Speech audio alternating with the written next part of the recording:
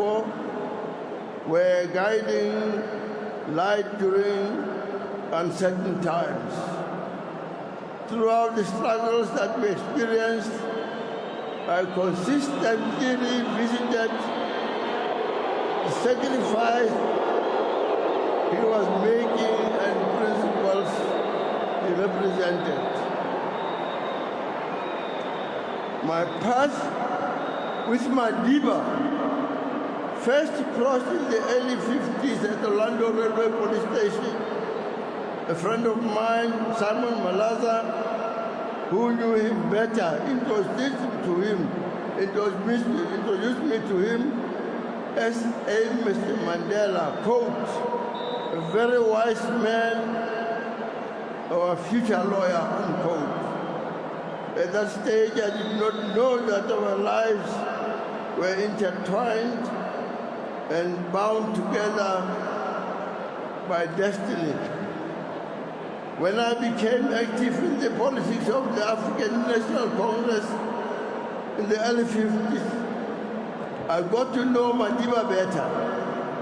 Madiba's greatness as a leader stems from his humility and an ingrained belief in the persuasion and respect for collective leadership.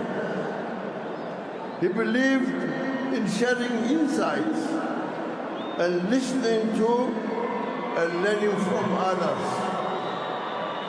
When the doors to peaceful demonstrations were barred to the African National Congress and other political organizations, Madiba persuaded the NEC of the African National Congress to take up arms in defense of the rights of our people. Thus, Umkhonto weSizwe, the Rumeless Star, the spear of the nation, MK, was formed. Because of the previous exploit we carried out while Madiba was operating underground, I became one of his first recruits into the MK. I, together with 5 others, was the first 6 MK recruits from 1961 to the end of 1962 to be sent out to the People's Republic of China for military training. I was, together with Raymond Mhlaba, Wilton Boy, Abel Mtembu, who later became a state witness against us, Steve Naidu, and Joe Gabi. Upon my return from China,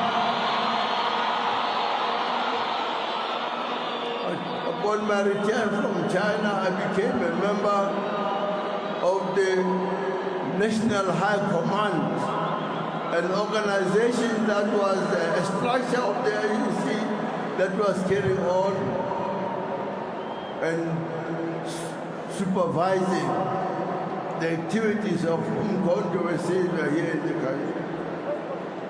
After the 11th of June 1963 Livonia arrest, together with Madiba, we were charged during the treason trial by the National Party government for attempting to overthrow the apartheid government through violent means. We were eventually found guilty and sentenced to life imprisonment on Robben Island. As a prisoner 467-64, I occupied a cell next to that of Madiba, who was prisoner 466-64. In prison, Madiba exuded leadership, but based on collective thinking. This had a significant impact on my own development as a man, a South African citizen, and an ANC member. Without Madiba's ongoing guidance, acceptance, and leadership, I would not have become the individual that I am today. For that, I cannot thank him enough.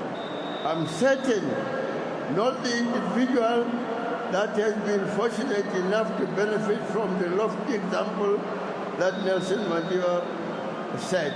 Millions of youthful South Africans and indeed members of the international community have strived to emulate the great men stood for. I'm told my time is up,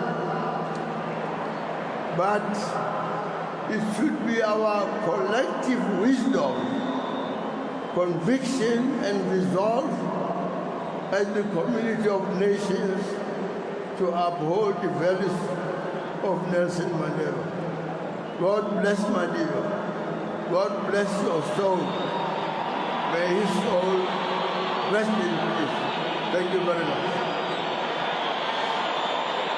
Thank you very much, Tatumlangeni, our veteran.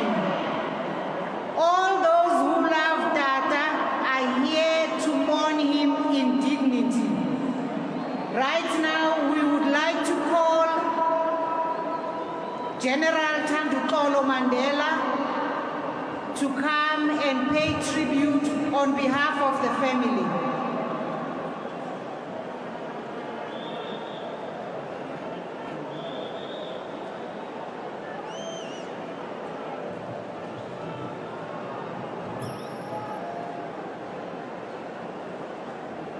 President of the Republic of South Africa, the first citizen of our country, President Zuma.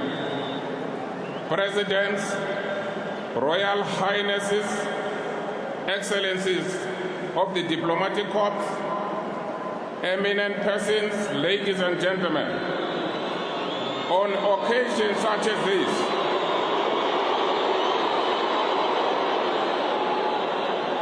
charged with raw emotions, grief, sorrow, and anguish, allow me to respectfully echo the briefest of the foregoing greetings. Official salutations and protocols as have been already expressed on this solemn occasion.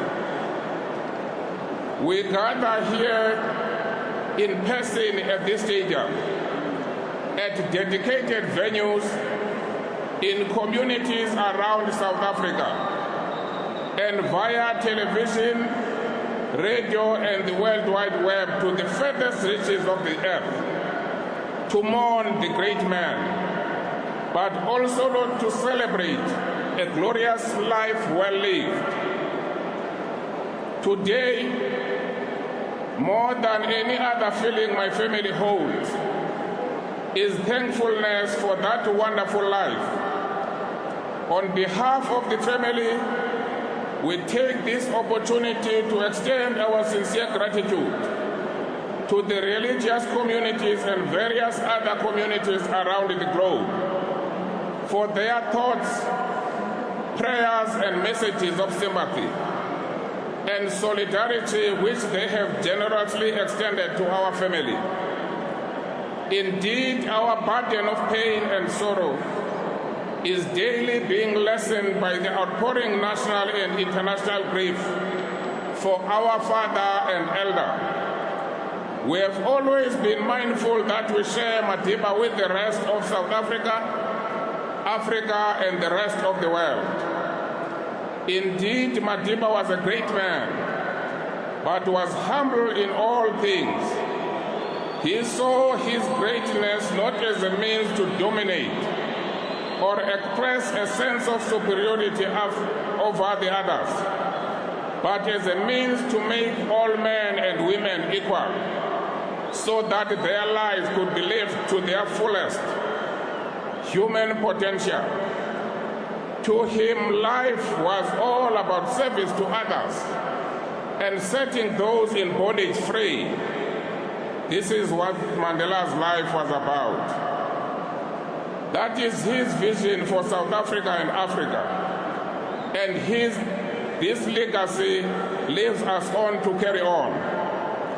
In his lifetime, Madiba mingled with kings, queens, and presidents, and prime ministers, captains of industries, and ordinary workers. At the core of his being was a man of the people, a simple man, and what would not knew that no matter how enormous the accolades he attained in life, exactly what he was in his essential life and where he belonged. Tata, a son of Africa, a child of the Tembu, a descendant of great King Bubenguka, Dalipunga, you will always be remembered.